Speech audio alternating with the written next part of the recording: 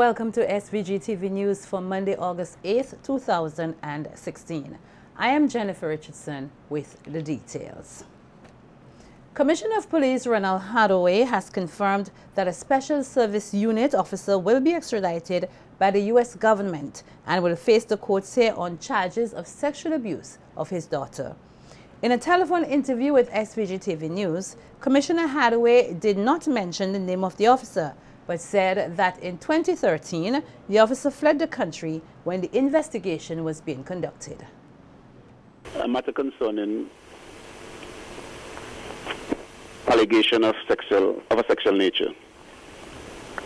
We investigated the matter to the extent that we could have, due to the fact that the officer would have fled the jurisdiction shortly after the report came to our attention. Since then, we would have worked along with the DPP office and our counterparts, Interpol, and the U.S. Embassy. This matter would have been looked at for a number of years since he would have left the jurisdiction. And recently we have received an extradition order so that the officer will be returned to St. Vincent the Grenadines to face the charges stemming out of that incident.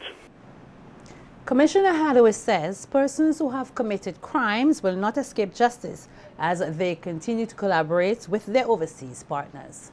We are working constantly with partners where persons would have committed offenses and would have fled the jurisdiction with the belief that they will escape the charges and the consequences thereof. It clearly shows that the police are working diligently with our partners to ensure that perpetrators are brought to justice. Activist Luzette King has said that she and her frontline protesters will not be intimidated by the removal of their placards and other items by the police on Friday the 5th August next to the electoral office. King, who spoke in an interview with SVGTV News, questioned why the police came and seized their items. On my way anyway in a van, I got a phone call saying that the police had come and removed all our placards, 6 chairs, 4 stools, a box with little things in it, our blowhorn, and so on and so on and so on. Basically what they did in January and just went. I understand that there were some protesters here, but out of there, when the police, Mr. Hazelwood, I understand, came along and asked who was in charge, naturally they denied it because they didn't want to be locked up. It is on that basis that they removed the stuff. What I would like to know is on what authority Mr. Hazelwood removed those stuff. Be that as it may, we will not be intimidated. The activist, who has been protesting the results of the December 9th, 2016 general elections, says they will be seeking legal redress. We will not be intimidated. As a matter of fact, as soon as the word got around, we had more people than we hadn't had in a few months. Just came. One woman walked with her own flag and was ready. We are going to try to get our belongings back. And failing that, I think the time has come when the police, and when I say the police as an authority and organization, will be sued.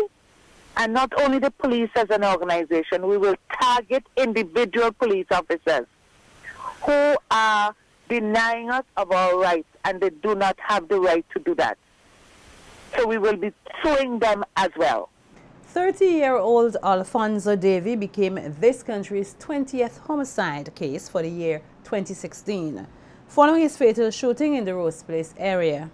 Reports are that around 9:30 p.m. last Saturday, August 6th, Dewe, who was in the Rose Place area, received several gunshots about his body and died as a result. Mother of the deceased, Brenda Dewe, described her son as a quiet individual who made it his business not to interfere with others. She pointed out that she does not intend to stay quiet about his passing, as she is determined to get justice. Only if like somebody interfere with him, you deal with them and say, boy, woman you hide, man you don't have nothing. So I will go all out and go on my 2 knees and pray to find out who just take my child like that. Because my child don't interfere with nobody. He is janky, yes. He is party, yes, but he don't interfere with nobody unless somebody interfere with him. So my name is Brenda Dewe, which is his mother, my deceased of my child. And I am not leaving it so. Dewe's cousin Judy Dewe noted that she is puzzled as to the way her cousin was murdered, especially in that manner. I grew up in Edinburgh in the Dewe family. The Dewe family is not like this. We don't interfere with people, we don't get nothing just so. I don't know why somebody will just want to walk up to him and just take him out like that. I was so confused. I will say this to the haters are the haters, because I never knew him to have any haters, but you don't know in this when today's war was going on. So for the person who did this, I am saying to you, there was an unseen eye. God was looking. Aisha Dewe, sister of the deceased, argued that her brother's life should not have been lost, as he was never known to start trouble. She further pleaded with persons who may have information about her brother's death to come forward and assist the relevant authorities with ensuring that her family gets justice. Have they ever taken the time out to get to know my brother? You understand? Company, just a wrong crowd of people my brother just was walking with, and that is what caused him to lose his life, just wrong company. I am encouraging them to go forward to the police and please make a statement, because without valid information, without concrete evidence, we cannot put this person behind bars. We will not be able to get justice for our brother if people don't come forward. People might be saying, oh, I've been there, I know, I see. But if you don't come forward and go to the police and put in your part and do your part, we can't put the person behind bars. We might just have to bury our brother and just watch the person walk up and down every day, watching us in our face and laughing and say, boy, I killed our brother. Dewe's death comes after the brutal killing of Camus Jones in the Vermont area on July 20th. Residents of Union Island were alarmed following the discovery on the morning of Saturday, August 6th, of some unidentified bones. According to Superintendent Ruth Jacobs of the Criminal Investigation Department, it is not yet confirmed as to whether the bones are human or of animal species. However, they are being examined by the pathologist here. The St. Vincent and Grenadines Teachers Union, the SVG-TU, is calling on the government of St. Vincent and the Grenadines to put a halt to the Cybercrime Bill 2016, which is currently before Parliament. In a press release dated Sunday, August 7th, and signed by Public Relations Officer Wendy Bino, it stated that they have examined the aspects of the bill and noted the union has concerns about many of the clauses, particularly those that interfere with freedom of expression as embedded under Section 10 of our country's Constitution.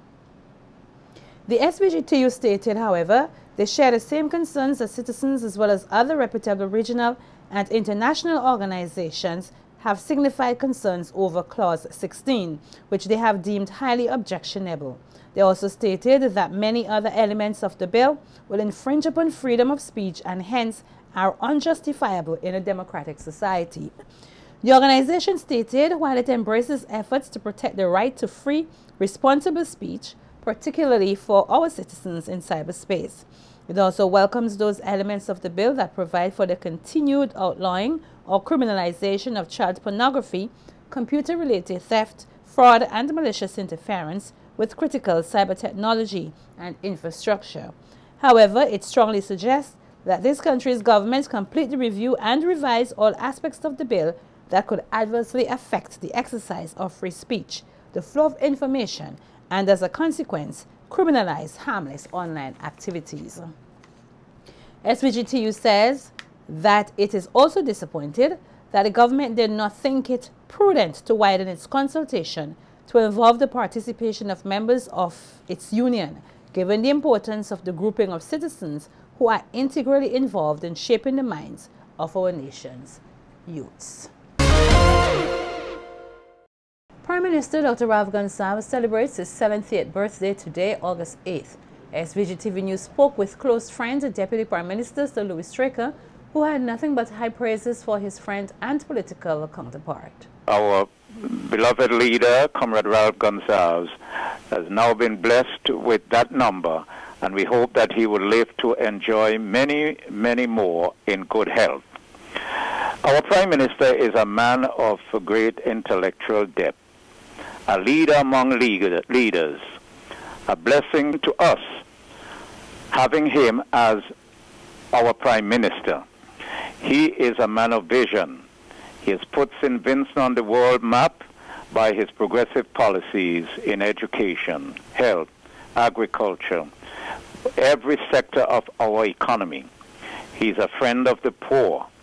The Prime Minister for the last 15.5 years has been at the helm of this government, and he has steered the ship of state through its worst economic downturn since the Great Depression. Sir Louis further noted that during Dr. Gonsalves' tenure, he had experienced several natural disasters as well as numerous trying times. But as this nation's leader, he has steered this country back to normalcy. He describes the Prime Minister as compassionate character, noting that he would always seek to help persons, even those who despise him. High oil prices, we have seen that, and he has brought us through that period. It is a high honor to work with him as his deputy for now 11 years. He is a man who is blessed. He is a caring, compassionate, dedicated servant of the people, and one who holds daily communion with God through prayer and the reading of the Bible. We know he has said that he wants to retire sometime during this term, but the nation, the region, needs a man of his intellect and vision to continue to guide us through these uncertain times. Comrade Ralph, our Prime Minister, has been a good friend of mine, a mentor, a leader, a great husband, a great father, and a son to his mother, who is now 97 years of age. We want to say happy birthday, Ralph, happy birthday, Prime Minister, and hope you will live to enjoy many more. God continue to bless you as you give up your best to this country. Media personnel Lavon Phillips has expressed her gratitude to Prime Minister Dr. Ralph Gonsalves for his assistance with a chartered flight to Barbados to facilitate medical attention. On Phillips' Facebook page, she expressed much gratitude to the Prime Minister, noting that while they do not agree on many issues, she is appreciative of his assistance in her time of need.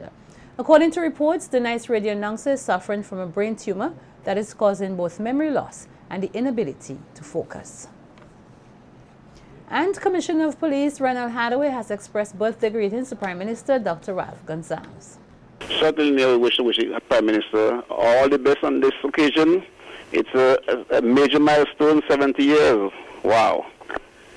I would encourage and would like him to have good health and to remain focused on the job at hand. Remember God at all times, because without him, we can do nothing.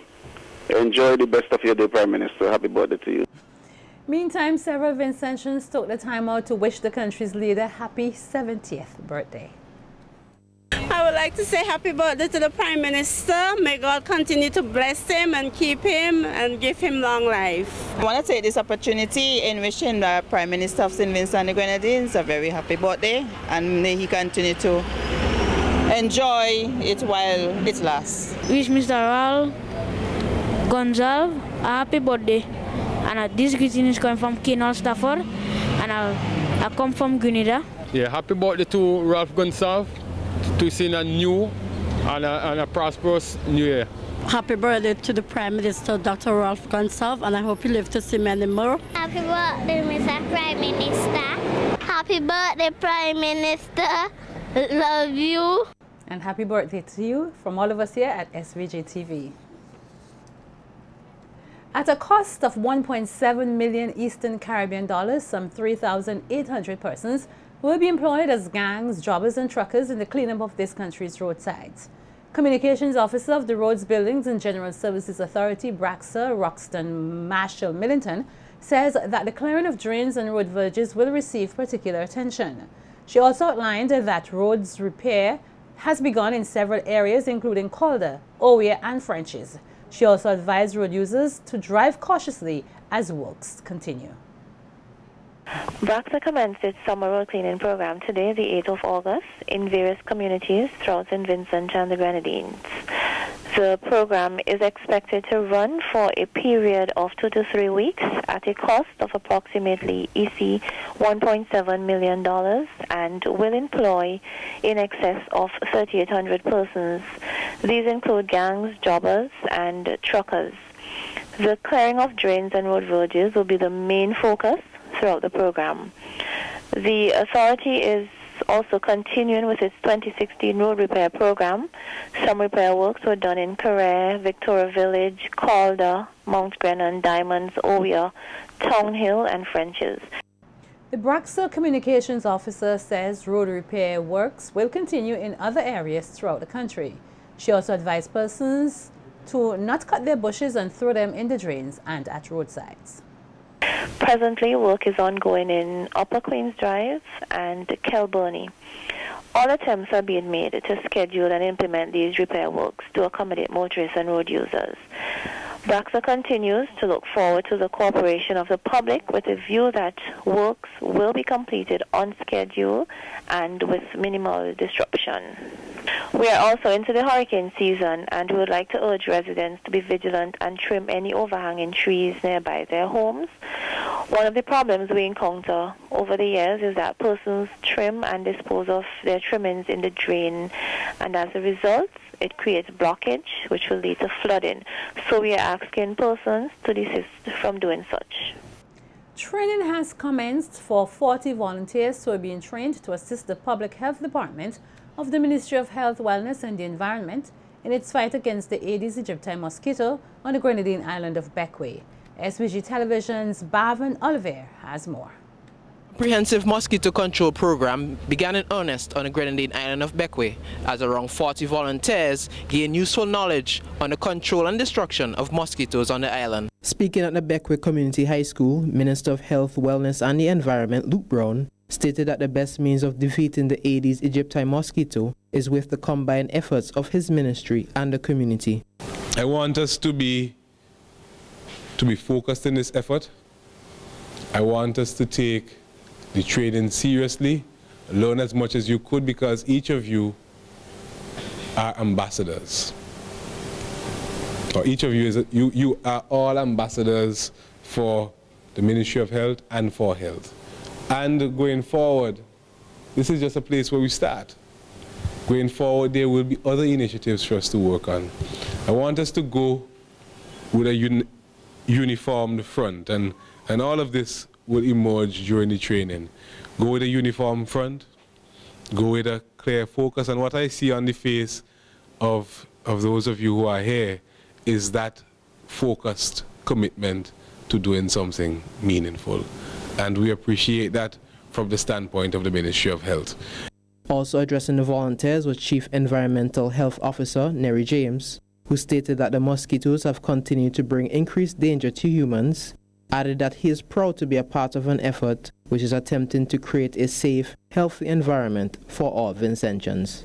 So you must be proud, and I am proud also, to be in the forefront of mosquito control. So please take your job, your responsibility serious, because when you do that, it means that when you leave this place and go out into your community, it will be a much safer place, all because of you. For SVG Television Evening News, I am Ralph Gonsalves. As the series on young Vincentians making strides in their efforts to carve a niche for themselves in various fields continues, SVG-TV's Fia King visited engineer Ajay Sam, who is breaking boundaries by enhancing the capabilities of various machines. We hear more in this report.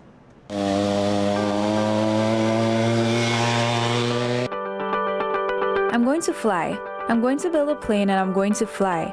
These are the words of 19-year-old Ajay Sam, a Vincentian who has big dreams in the field of engineering.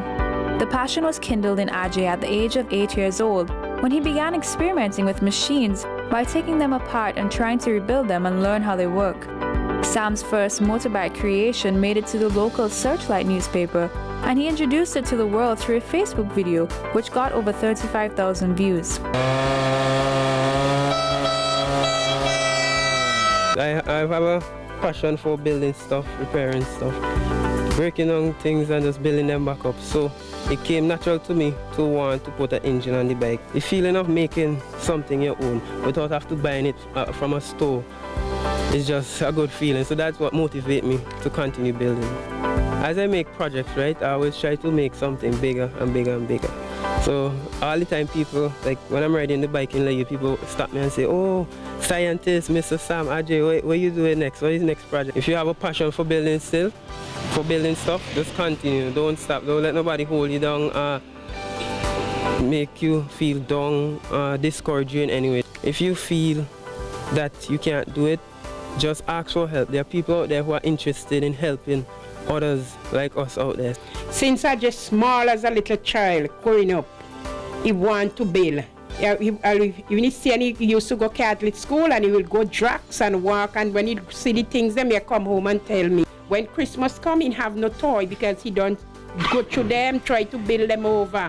And that's the way he walk all the time. He do always like to fix. So this is his desire to fix. And I would like him to get a scholarship to go away and further his study in this field. Sam also created a Bluetooth speakers and a remote-controlled airplane by using various materials and studying their mechanisms. This is my portable Bluetooth speaker, homemade portable Bluetooth speaker. I bought the speaker, the amp, the cell checker, the battery, every other thing, and I went by my uncle in Vermont who has a carpenter shop that I built the box from the frame for the speaker itself.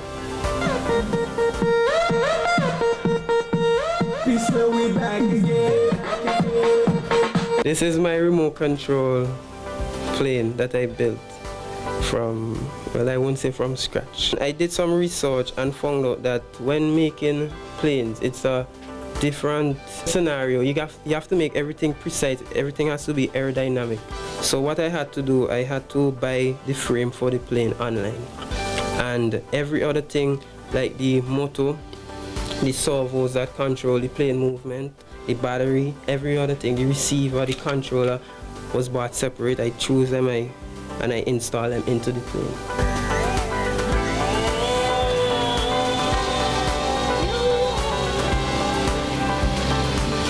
As a popular quote by Mark Twain goes, "The secret of getting ahead is getting started." Fia King reporting for SVG TV News.